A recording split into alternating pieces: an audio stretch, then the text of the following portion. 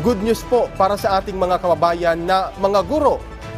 Layon ngayon ng pamahalaan na taasan ang inyong Service Recognition Incentive o SRI ng lahat ng public school teachers. Itataas po ng 20,000 pesos ang dating 18,000 pesos na SRI ng mga teachers sa pampublikong paaralan. Ito'y sa bisa ng direktiba ni Pangulong Ferdinand R. Marcos Jr. sa Department of Budget and Management at Department of Education na pataasin ang naturang insentibo. Batay sa huling tala ng DepEd, nasa higit 1 milyon ang lahat ng DepEd personnel sa bansa. Ayon sa gobyerno, ito'y bilang pagkilala sa mahalagang papel ng mga guro sa paglinang sa mga kabataang Pilipino. Labis naman ang pasalamat at tinawag na moral booster ni Education Secretary Sani Angara ang direktibang ito ng Pangulo.